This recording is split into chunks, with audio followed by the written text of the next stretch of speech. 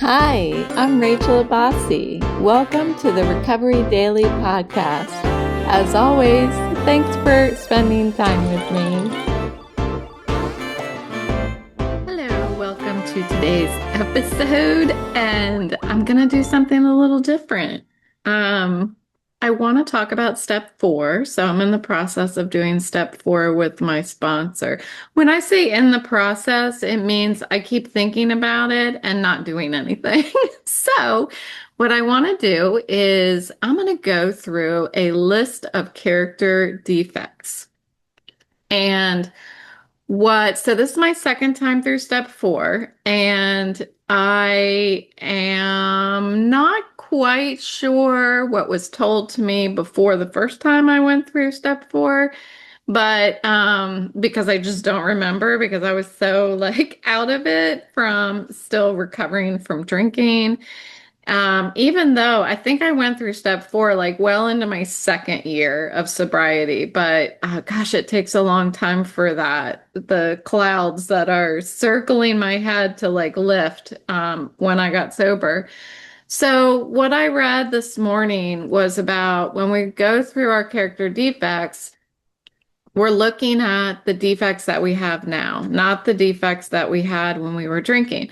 So I thought that this was interesting because yesterday I started going through, I have a whole spreadsheet, right? Because that's what we do. We get spreadsheets and worksheets and we get everything together, but we never actually fill anything out. And that's how we procrastinate. But I have this worksheet that my sponsor gave me that has a list of all kinds of character defects.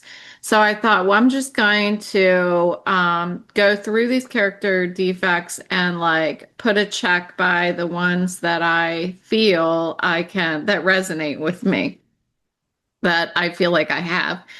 And when I started going through it yesterday, I was checking off the things, the character flaws that I had when I was drinking. And so right before I hit record, I saw that we're supposed to check off the character defects that we have now that we're sober. So I thought, well, this is going to be an interesting exercise because I want to talk about really the defects that I no longer have because I'm not drinking. Because the reason why I want to talk about it is I want to talk about both the character defects that I had when I was drinking, what I don't have now that I'm not drinking, and then what character defects I still have to work on. And so I'm 9.5 years sober, a little over 9.5 years sober. It's always important for me to look back at what were the character defects I had when I was drinking, because it reaffirms my sobriety, reaffirms my commitment to sobriety because I see all the nasty stuff. So I wanted to talk about some of them. And it's important to know that when we're looking at character defects, this is not an opportunity to beat ourselves up. It is an opportunity to look at what we can work on, what we can do to live better. And so I'm just going to dive right into it. So these are, as I go, I'll just identify what, whether the defect was when I was drinking, what I still have left over, and what I've been working on. We'll see what comes out. We'll just see what comes out. So the first one that I checked off was afraid, being apprehensive and afraid. I definitely was way more apprehensive when I was drinking, to the point where I just stopped doing the things that I was afraid of. Once I took the drink away, I started to, with the help from the steps and working with my sponsor and becoming familiar with that feeling of not turning away from something I'm fearful of, but walking towards the thing I'm fearful of. I started to see and experience that the thing I'm afraid of, there's nothing to be afraid of, right? That didn't come out very well, but walking towards the thing makes the fear go away. Staying away from the things that make me fearful, there, I'm not working on the fear. It just remains there. So that's how, like, of course, I'm still apprehensive about things, but it's really funny. Like, we moved to this new neighborhood, and I'm like, well, I'm going to try out the church. I'm going to try out the authors club. I'm going to try out the art club.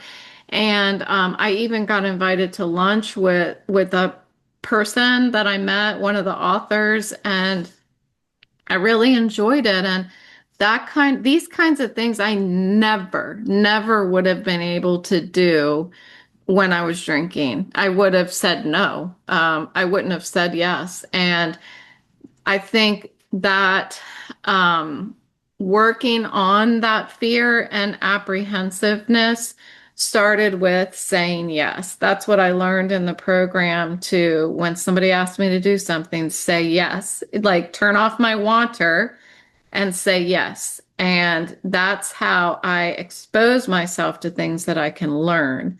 Another character defect that I checked off is argumentative. Um, I am not argumentative when I'm not drinking. That stayed with my drinking life, thankfully. Now that doesn't mean that I am not some other things that are kind of correlated with argumentative. So I'll get to that. And some of you who are lifetime listeners know know what I'm talking about. Some other character defects that I checked off were carelessness. I just, I take a drink and that's the point. That's the point of drinking because I care so much. I need the alcohol so that I won't care. So, there are some of these are repetitive as I go through. I tried not to check off ones that were repetitive, but I drank to be able to exist without fear. Um, some other character defects, I was just not honest. We're just gonna say that I was not an honest person when I was drinking. I was competitive socially. I felt like I was always comparing myself to women. I was always comparing myself because in the forefront of my mind was always relationships. So anything that I was hypersensitive, if anybody said anything about me, hypersensitive, I would switch it around to be negative about me. And yet I would always be gossiping and saying negative things about other people. I was impulsive. Um, I was inconsiderate, and I have lived through some situations where, oh gosh, it's more times than I would like to say, and I feel shameful for it. But talking about other people, and then they hear me talking about them, and and people don't forgive you for that. They don't forgive you. And I've lost a lot of friends and hurt other people's feelings, maybe not even friends, because I just was so judgmental. It's terrible. It's terrible. I don't believe that I have that I think I slightly have that character defect still in sobriety where I have to fight that urge to point out what is wrong with other people. I don't know why. I don't know why I do that because it's so hurtful. But it's there, and I have to be honest when I'm looking at my character defects. I need to look at the ugly stuff, the stuff that I'm not proud of. I was very deceitful. I liked to hide my alcohol and hide anything else that I was doing wrong. And I would deny it. I remember my kids asking me if I was drinking, and this is after I had gone to detox at least one, well, I only went twice. Um, I had gone to detox once and I was not supposed to be drinking. And I remember them asking me if I was drinking because I was driving them. And I remember just having a party, right? When I was drinking, there was a party in my head and nobody was coming. And of course, they could tell that I was drinking, and I just plain old lied to them. So I was deceitful. I was denying that I was doing anything wrong. And then once that party was over in my head, I came crashing down and I got depressed. Like I put the kids to bed, I'd go in my room, and that's when I would just start crying. I was just so depressed about my life. I didn't feel like I had purpose, but yet I was so fearful to do anything that might lead me to purpose. I just couldn't show up for life. I had poor hygiene. There's a repeat here. Yeah. So, dishonesty. I was disrespectful to other people. I remember promising my mom that I was going to show up at her house, one Saturday morning because her sister was visiting. And I was so hungover, I couldn't get out of bed. And so I didn't show up. And that was super disrespectful. And, she brought it up for a long time. Even after I got sober, she would bring it up to me. And all I can do is live better and not make those mistakes again today. And I've said I'm sorry, but there's only so many times that you can say sorry to somebody when you really just have to do that living amends. I did have a problem exaggerating. My sister-in-law says about my brother that everything he says you got to divide it in half. It's humorous, but it's the same with me. I was always exaggerating things. If something was bad, it was just terrible and it was going to kill me. And that's part of the fear that was coming out, and that, yeah, I mean, the fear, I would say. So I was forgetful, and it's a different kind of forgetful than I am now. It's, I would actually have conversations and not remember them, you know? So if I was talking to somebody and gossiping maybe and talking about somebody else and maybe I was caught, I wouldn't even remember it. So this person then afterwards hates me and I have no idea why because I don't remember the conversation. And that's my problem, not their problem. I was hypersensitive, yet not acting in a way that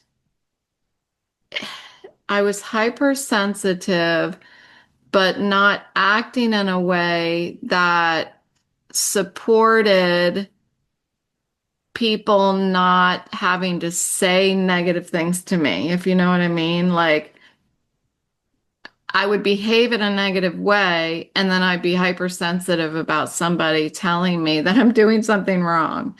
I was impulsive and reckless. I drove drunk more times than I could count on both hands. Inconsiderate, that's a repeat. I was indifferent. So, this thing about indifference. So, the careless, it's kind of a repeat about careless, but the indifference is something that I still have. And I think that I'm overly empathetic.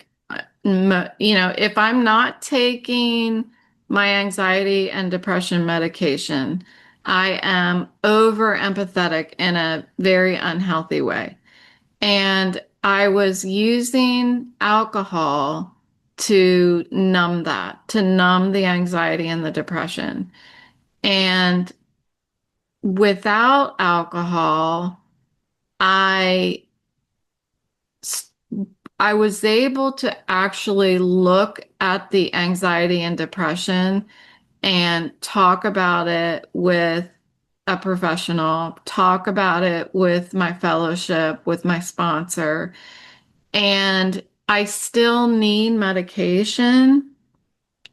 Um, it's For me, it's debatable as to whether I'm on too much medication that makes me a little indifferent. Um, I notice that when other people get upset or heightened emotions about things, I don't really get as heightened. And for me, that's by design. I prefer to feel that way because the alternative is very difficult for me. If I feel something, it just rips me apart. It just does. And so that's how I choose to have the medication, the level of medication. It doesn't mean that I don't cry. I do cry, but I don't cry nearly. I would cry all the time if I wasn't on medication. I would be constantly crying. I would be crying and nothing was happening. I would be just jumping out of my skin nerves if I didn't have medication. So that anxiety for me is not a character defect. For me, it is an invisible illness that I need medication for. But there's so many related character defects that came out of that anxiety. I think like insecurity could come from anxiety. And today I can be completely nervous about something, so much that I'm shaking and say I'm presenting or something like that, and be that anxious, but yet I'm not insecure. So my self-confidence has increased a lot since I stopped drinking. My self-esteem. I didn't have any self-esteem. I hear that a lot in one of my morning meetings about other people saying something similar. I feel today that because of that building of my self-esteem, um, and well, I don't know, it's what comes first, the chicken or the egg. I'm building up my self-esteem and I'm building up my purpose. And I think the two of those together work hand in hand. Like lack of purpose makes me feel insecure, like I don't belong, like I don't have a job, and that's really difficult for me. But when I work on having a purpose, I make sure that I figure out and I'm talking on a daily basis.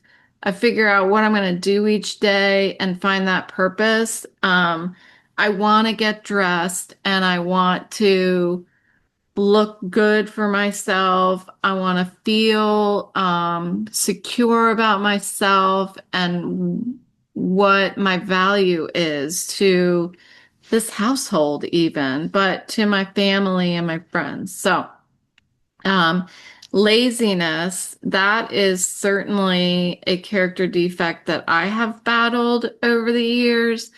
I think that the laziness, gosh, I've been lazy since I was a little girl. I've been lazy.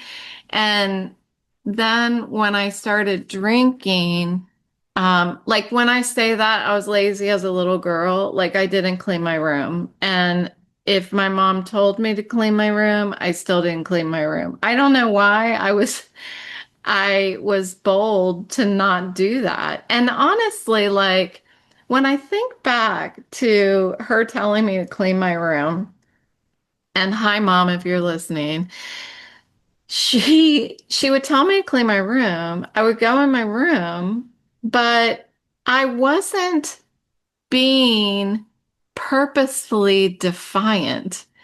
I remember going in my room, but I don't recall thinking that, well, I'm supposed to clean my room, but I'm just not going to do it. I remember going in my room and then just playing and forgetting that I was supposed to be cleaning. Like, I think I wasn't trying to be defiant. I think I couldn't focus on cleaning my room. I mean, that sounds like an excuse, but I'm a rule follower and quite honestly, scared to death of my mother if she gets angry. Not because she's abusive at all. I was always super scared of like, her being mad at me. That was it. And and I don't remember being defiant and being like, screw her, I'm not going to clean my room. So it's really strange when I think back to the laziness because I think that I'm a big proponent of laziness actually being something else. And what I think laziness is fear. I'm really adamant about that. And if somebody were to give me examples of people being lazy, I promise you I can trace it back to fear. So anyway, laziness is quote unquote laziness is something that I have um, dealt with my whole life. When I was drinking, I drank so much that I didn't want to do anything and I just laid around and so much that towards the end of my drinking, I think that I had muscle atrophy in my feet because I was never doing anything. I was always sitting down, laying down, and my toes started tingling and my feet were tingling and stuff for like a year after I got sober. And I started walking and running and stuff. And that's when it finally went away after about a year. So, laziness, yes. I think today I still deal with laziness. And right now, I'm looking at two baskets of laundry that have been sitting in my room for like a week. I would venture to say one of them's been sitting in here for 2 weeks. So, guess what I'm going to do after I record? I'm going to hang up my clothes. So, laziness, I think, is definitely a character defect of mine that I still that when I look at something that's making me feel like I'm lazy, like that laundry, I have to do the next right thing. Like I have to just turn off my wanter and just start doing it. And that's how things get done. So, some final character defects. We're on the third row, and maybe I'll post. I don't know if I can post this because it's from something else, and I don't want to. I think legally, I probably can't like take a picture of it and post it on my own stuff. So never mind, I'm not going to do that. But if you Google character flaws or character defects for step 4, there's lists everywhere that you can go through. And mine has what is the character defect? And on the right side, it says what is the opposite. So like when it's, so one of the ones I checked is self-centered and the opposite is caring for others. So self-centered, absolutely. From when I was a little girl through probably halfway through sobriety, um, self-centered all the way. Like I was so focused on what was going on between my ears and the anxiety and the depression that I couldn't focus on anything else. I couldn't care about others. I didn't even see what was going on with others because I was so busy looking inward all the time. And I say halfway through sobriety because it was then that I was sitting in a meeting once, and I've talked about this before, where a woman had shared, and her name was Rachel, that she had relapsed. Um, and she was crying and she was talking about how she just needed to take the edge off. She was going through a lot of stuff in her private life. And and then it turned out that she passed away a couple days later. She died from our disease. And when that happened, I realized what caring for others was. I mean, that's didn't mean that I didn't care about others before, but it was like that deep passion for how can I help the next suffering alcoholic. It was step 12. That's what really dug its heels in for step 12 for me. Um, Self-destructive, yes, absolutely. I just did everything I could possibly do to destroy my life. And I didn't know that's what I was doing. I thought that I was helping myself through drinking, but I was really blindly destroying everything around me and everything within me, self-pitying. I felt like every action that I took that was self-destructive um, was one step closer to digging that ditch of self-pity for me to jump into. It's just fascinating to me that everything I did was pushing me further and further towards the edge, and I didn't know it. Um, Further, we've got suspicious. Yes, I was jealous all the time and suspicious all the time because if I wasn't being honest, then I thought everybody else around me wasn't being honest. I was tense all the time. That's kind of a repeat. I was undisciplined and self-indulgent. Absolutely. Whatever I wanted it then and there, and I was gonna get it. Um, I checked off unfair because what applied to one of my children did not necessarily apply to the other child. I made rules depending on how I felt that day, and I still pay for it. There's one specific incident where both of my kids had the same math teacher in high school. And my son wanted to get out of the class, wanted to change classes. I told him he couldn't. You have to finish off the entire year with this math teacher. And he was terrible and he was mean. And, but I would not let my son get out of the class. I'm like, you have to learn that you can't run. You need to stay in the class. And the poor guy had finished off, he went through the whole year with this teacher.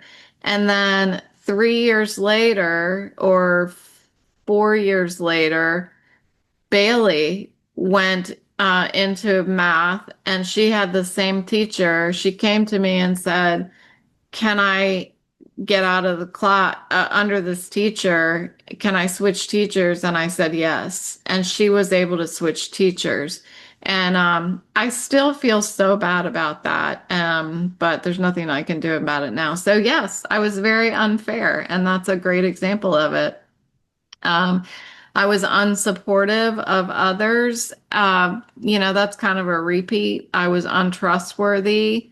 That's a repeat. I was willful. That's a repeat. And I was wordy. I was verbose. That's the last one on the list. And I would say I'm still pretty verbose, which is why I'm able to have a podcast, and I'm sure that you agree.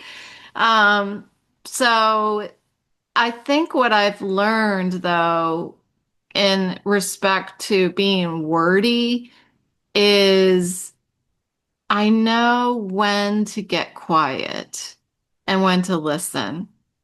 I know now that when I'm sitting with a group of people or one person or two people, I know when to listen and when me interjecting my opinion is not going to add value to the conversation. That sometimes I shouldn't say anything at all.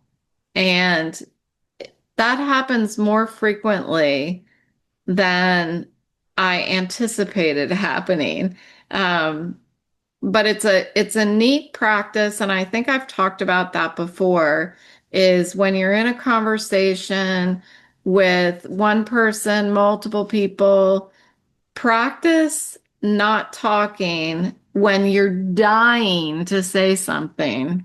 Just keep your mouth shut and feel those feelings of like, holding it back and wanting to say something. Just keep your mouth shut and just take an extra beat, an extra beats, an extra 3 beats, and just keep your mouth shut. See what happens. See what the silence does in a conversation. So that's what I've learned about being wordy and verbose. So if I were to go back and kind of look at my whole list, I said kind of, and I hate people who say kind. I hate when people say kind of. Um, so if I were to go back and look at my list and identify what are some of these character defects that I still have that I can talk to my sponsor about, um, I would say, let's do this in real time. I would say that, oh, I didn't actually touch on the argumentative thing, because I thought there was going to be another character defect that touched on that. The argumentative thing is when I was drinking, I would open my mouth and say whatever it was I was thinking if I disagreed with you. Today, I don't necessarily open my mouth, but I still am argumentative between my ears. And that's something that I've talked about it recently, multiple times, that I still do. I still have this argument that's going on between my ears when somebody tells me, either corrects me, gives me a suggestion, tells me I need to do something a different way. I get argumentative in my head. I don't say anything, but if whatever does come out of my mouth, which is like, okay, or I disagree, or, whatever my response might be, the other person knows that I'm being argumentative between my ears again. It's not that I'm fighting, but I am not being willing and open. So that's something that I still work on. And the sun is totally shining in my face. So that's one that I still work on. Um, I do try to be calm and courageous now. I feel like I'm pretty good at that right now. I feel like I still have a part of me. Yeah, totally. I'm laughing at myself. I totally still have a competitive side, socially competitive side. So if I go into the authors club and I meet somebody who maybe comes across to me where they are confident, why do I feel like I want to, how should I say this? Why do I feel like, oh, they must think that they're really good, so I need to be as good as them or something. I'm trying to be competitive somehow. It's all between my ears. And instead of like, I'm going to this authors club to be cooperative, we're all coming together because we want to be better writers. We want to sell books. And I want to add value to the group. I don't want to be socially competitive, but I have that. I have that still in my head. Um, and I feel it. At least I'm aware of it now, right? Some other things, I work very hard on being honest, so I don't feel that I am deceitful anymore. Um, I feel that I'm very hopeful and optimistic these days. And I try to be respectful of other people. And I think that since I still have a little bit of envy sometimes when I am around other people, that I need to instead turn that into like admiring other people. Um, and self-confidence, open-minded, be consistent and thoughtful about my actions, be tolerant of other people. I'm not always tolerant, but I do try to like pray for others. If somebody bugs me, if somebody's getting on my nerves, I always say, everybody's sick in some way, everybody's sick in some way, everybody's sick in some way. And sometimes I say that to myself so loud between my ears that I get through whatever it is they're saying by just repeating that to myself so that um I don't say anything harmful or even look at that, have body language that is disrespectful. And I try to be responsible, and that's what I'm going to do. I'm going to go fold my laundry. I'm going to get out of the sun because it's shining right in my face, which is not good for my eyeballs. And I'm going to go be responsible and excuse me, fold my laundry. So that's what I have for you today. And thanks so much for listening. I'll talk to you next time.